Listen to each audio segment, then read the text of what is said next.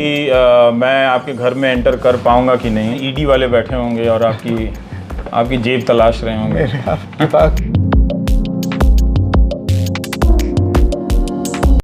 नमस्कार, मैं हूं रंजीत झा।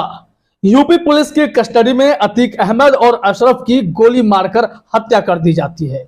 उसके बाद तो तमाम गोदी मीडिया रात से ही इस पर बारीकी से रिपोर्टिंग करता हुआ दिखाई पड़ने लगा है। गोदी मीडिया से लेकर सोशल मीडिया तक अतीक अहमद की हत्या को जस्टिफाई करने की कोशिश की जा रही है, क्योंकि यहाँ पर योगी आदित्यनाथ को सही साबित करने के लिए और यूपी में सुशासन का राज है, इसे साबित करने के लिए उस हत्या को भी यहाँ पर जस्टिफाई किया जा रहा है। और खबरें तो दिन रात सिर्फ और सिर्फ अतीक और उसके हत्यारों से जुड़ी हुई दिखाई जा रही हैं। लेकिन दूसरी तरफ जो सबसे बड़ा मुद्दा था और आरोप भी लगा कि अतीक हत्याकांड के पीछे की एक वजह यह भी हो सकती है कि पुलवामा मामले पर पूर्व गवर्नर सत्यपाल मलिक ने जो बड़ा खुलासा किया है, उस पे ध्यान भटकाने का एक बड़ा जरिया है अतीक अहमद हत्याकांड।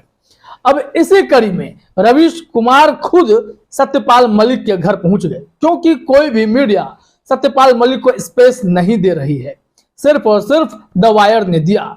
तो उसके बाद रवीश कुमार ढूंढते ढूंढते सत्यपाल मलिक के घर पहुंचे और वो खुद वहां जाकर बोले, मैं तो थोड़ा घबराया हुआ था कि मैं आपके यहाँ आया हूं, ना जाने यहाँ पर क्या सीन बन रहा होगा।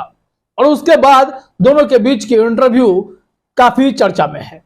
रवीश कुमार ने सत्यपाल मलिक से काफी देर तक बातचीत की और इस दौरान जो उन्होंने उनके घर आने के समय और घर में घुसने के वक्त के डर को जो महसूस किया, वो सत्यपाल मलिक के साथ वो साझा कर रहे थे। मुझे तो लगा कि आपके यहाँ सीबीआई ईडी रेड कर रही होगी, क्योंकि आपने प्रधानमंत्री मोदी पर इतने गंभीर आरोप लगा दिए। पुलवामा मामले पर जो आपने खुलासा किया है वो हैरान कर देने वाला है। इन तमाम चीजों पर चर्चा होने लगी, लेकिन इस वक्त रवीश कुमार ने जो महसूस किया, जरा खुद थोड़ा सा सुन लीजिए आप। पर जब मैं यहाँ आ रहा था तो मुझे लगा कि मैं आपके घर में एंटर कर पाऊंगा कि नहीं, क्योंकि मुझे लगा यहाँ ईडी वाले बैठे होंगे और आपकी जेब तलाश रहे होंगे। किताबों के अलावा कुछ नहीं है मेरे घर में। किताबों के अलावा कुछ भी नहीं? कुछ नहीं है जी। अच्छा, बहुत सारे लोग कह रहे हैं कि मलिक साहब के यहाँ सीबीआई और ईडी वाले आनी चाहिए थी, अभी आनी तक तो आई चाहिए नहीं। थी। आ जाएगी, कम से कम वही आ जाते पूछताछ के नाम पे। तो सुना आपने, यहाँ रवीश कुमार ने सत्यपाल मलिक के साथ बातचीत तो की। उस पुलवामा अटैक के दौरान जो भी चीजें हुई उस पर बिंदुवार तरीके से सत्यपाल मलिक के पॉइंट ऑफ व्यू को समझने की वो कोशिश कर रहे थे। मलिक से रवीश कुमार मिलने पहुंचे, उसकी तस्वीर खुद सत्यपाल मलिक ने अपने ट्विटर हैंडल पर साझा भी किया। यहां तक तो बातें ठीक हैं, लेकिन चौंकाने वाली खबर तो यह है कि अतीक अहमद हत्याकांड जो यूपी प्रशासन के ऊपर धब्बा के जैसा है। पुलिस कस्टडी में कोई हमलावर मीडिया के वेश में आता है और ताबड़तोड़ गोली मार देता है, और गोली मारने के बाद सरेंडर बोलता है, जय श्री राम बोलता है, और फिर पुलिस उसे अपने कब्जे में ले लेती है। बाद में पुलिस की अलग थ्योरी चलती है, मीडिया एनालिसिस अलग तरीके से हो रहा है और कई और नैरेटिव भी गढ़ने की कोशिश हो रही है। लेकिन हर नैरेटिव के बाद एक न एक झोल इसमें दिखाई पड़ता है। अतीक अहमद हत्याकांड को इस तरीके से गोदी मीडिया भुना रहा है, प्रचारित कर रहा है कि जैसे कि योगी आदित्यनाथ ने ही इंसाफ किया हो। तमाम सोशल मीडिया पर चल रहा है, वो अपराधी था, उसे उसकी मौत मिल गई, या फिर बीजेपी के नेता उसे सेलिब्रेट कर रहे हैं कि पाप पुण्य का हिसाब तो यहीं पर हो जाना है, ये आसमानी फैसला था। तो क्या भाजपा सरकार को तनिक भी इस बात का एहसास नहीं है कि उनके सिस्टम पर दाग लगा है, उनके प्रशासन पर दाग लगा है, कि उनके ही नाक के नीचे, उनके सामने पुलिस मुख्य दर्शक बनी हुई थी। लेकिन बड़ा सवाल यह है कि यह मुद्दा सिर्फ और सिर्फ एक ही बात के लिए इंपॉर्टेंट है कि यूपी प्रशासन यहां पर नाकाम कैसे हुआ, और अगर यह नाकामी नहीं है तो क्या यह सोची समझी साजिश है, इसका खुलासा होना चाहिए। लेकिन इस चक्कर में तमाम मीडिया ने एक बार भी सत्यपाल मलिक से कांटेक्ट करना मुनासिब नहीं समझा। किसी ने अपने टीवी चैनल पर उन्हें स्पेस नहीं दिया, कोई बड़े अखबारों ने इसे अच्छे से छापा नहीं। यह मामला सबको खटक गया, पूरे देश को खटका है कि आखिर सत्यपाल मलिक को इग्नोर क्यों किया जा रहा है। क्या लोकतंत्र के चौथे स्तंभ को तनिक भी अपने अंदर शर्म नहीं बची है कि महत्वपूर्ण मुद्दे पर देश से, प्रधानमंत्री से, भाजपा सरकार से तीखे सवाल करें। अगर कोई पूर्व गवर्नर जो संवैधानिक पदों पर बना रहा, उस गवर्नर ने इतने गंभीर आरोप अगर सरकार पर लगाए, प्रधानमंत्री मोदी पर लगाए, तो उसके लिए कुछ सवाल कर ले, कुछ तीखे सवाल कर ले। किसी की हिम्मत नहीं हुई।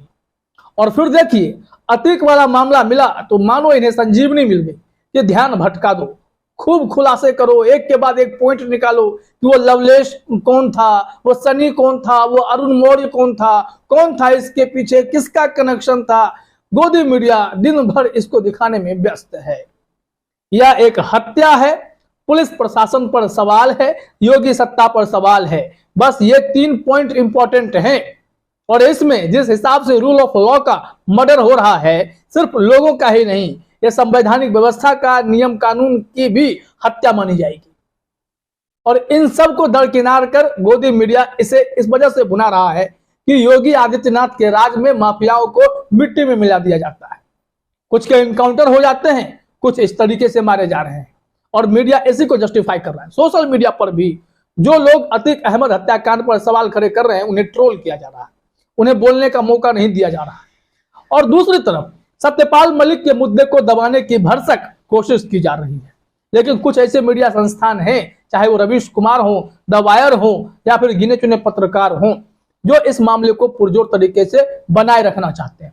सत्यपाल मलिक का मुद्दा देश के लिए अहम मुद्दा है, इस पर बहस होनी जरूरी है। और दूसरी तरफ राहुल गांधी जो अडानी के मामले पर सवाल खड़े करते हैं, राहुल गांधी समेत पूरी कांग्रेस जो अडानी के मुद्दे को देश का बड़ा मुद्दा बनाना चाहती है। सत्यपाल मलिक ने कहा ना कि वो मुद्दा भी उतना ही इंपॉर्टेंट है, और इस मुद्दे पर सही ढंग से ऑपोजिशन उम्मीदवार दे देना 2024 में, तो भारतीय जनता पार्टी फिनिश हो जाएगी। ये अडानी उन्हें फिनिश कर डालेंगे। बावजूद इसके मीडिया संस्थान, मीडिया की भूमिका इतनी शून्य टाइप की लगती है, जिसमें गंभीर सवाल खड़े होते हैं कि उन्हें इतना डर क्यों है। सत्यपाल मलिक जब नहीं डर रहे हैं तो फिर ये मीडिया क्यों डरती है? ये मीडिया गोदी मीडिया बनने के लिए इतनी बेचैन क्यों होती है, और बन चुकी है। कई मीडिया संस्थानों के मुंह पर टेप लगा हुआ है, या फिर तोता बनाया गया है कि जितना पूछा जाए, जितना कहा जाए, उतना ही दिखाइए, इसके अलावा कुछ भी नहीं। इस मामले में महुआ मोइत्रा ने भी कमेंट किया, I can even believe BJP got UP shooting done simply to deflect attention away from Satyapal Malik's interview. Repercussions nothing, just nothing is beyond this government.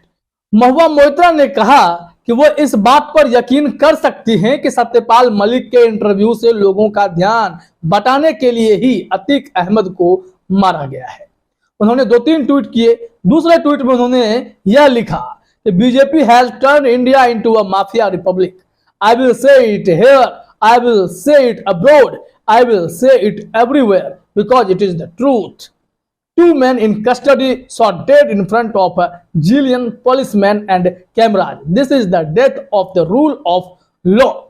उन्होंने कहा कि बीजेपी ने भारत को माफिया रिपब्लिक में बदल दिया है।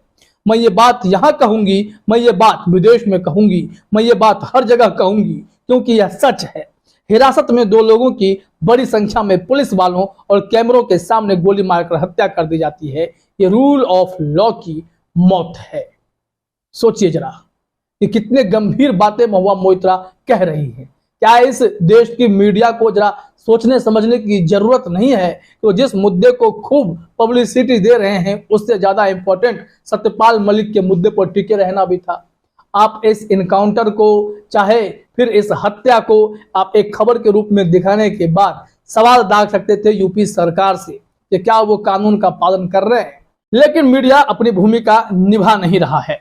ऐसे में महुआ मोइत्रा का यह ट्वीट काफी इंपॉर्टेंट हो जाता है। एक ट्वीट और देखिए जो डायरेक्टली योगी आदित्यनाथ से वो सवाल करते हुए लिखी है कि so basically Ajay Bisht and UP police found 3 men who very conveniently have no family connections to kill Atik and his brother. That's how all terrorist organizations recruit their hitmen by the way. और इनके इस tweet की भी खूब चर्चा हो रही है, क्योंकि इनके बातों को साफ तौर पर समझिए कि कैसे बीजेपी या फिर योगी आदित्यनाथ इस तरीके से घटनाओं को प्लांट करा रहे हैं, जैसा कि महुआ मोइत्रा कह रही हैं। अगर इनके बातों में दम है तो सोचिए देश का ध्यान बटाने के लिए किस हद तक लोग जा रहे हैं। इसी वजह से तो सत्यपाल मलिक ने कहा कि पुलवामा का मामला जब हुआ उसमें सरकार की लापरवाही थी, मैंने उन्हें अलर्ट किया था, लेकिन इन लोगों ने मुझे चुप करा दिया। तो बातें तो बहुत दूर तक जा रही। अतीक अहमद के मामले में जो घटनाक्रम हुआ अस्पताल के सामने, जिस अस्पताल में उन्हें ले जाया जाना था, वहां के सीएमओ ने क्या कहा कि हमें 10 मिनट पहले जानकारी दी गई। जरा सोचिएगा, ध्यान दीजिएगा, उन्हें 10 मिनट पहले जानकारी मिली और पहले से कोई जानकारी नहीं थी। अगर उन्हें जानकारी होती तो वो शायद वहीं पर व्यवस्था करा देते, जैसा कि मुख्तार अंसारी के केस में हुआ था। पुलिस मेडिकल टीम को कहती है आप वहीं चलकर उनको देख लो, उनका इलाज कर दो, लेकिन पुलिस ने ऐसा नहीं किया। अगर हॉस्पिटल प्रशासन को 10 मिनट पहले जानकारी मिली तो इन शूटर्स को समय से पूर्व जानकारी कैसे थी? कैसे ये अलग अलग लोकेशन से ये शूटर सामने आकर फिर पत्रकार का वेश भी धारण कर लेते हैं उसी 10 मिनट के भीतर, और फिर गोली दागने भी पहुंच जाते हैं। कई गंभीर सवाल हैं जिसका जवाब ढूंढना बहुत जरूरी है, लेकिन देश को यह ध्यान रखना होगा कि सत्यपाल मलिक ने जो खुलासा किया है उस मुद्दे से हटना नहीं है, उस पर सवाल दागते रहिए, सरकार को जवाब देने के लिए विवश कीजिए, क्योंकि ये लोकतंत्र है, जनता की चुनी हुई सरकार है और सरकार से जवाब पाना हमारा हक है। फिलहाल इस वीडियो में इतना ही। आप सभी का हमसे जुड़ने के लिए बहुत बहुत धन्यवाद।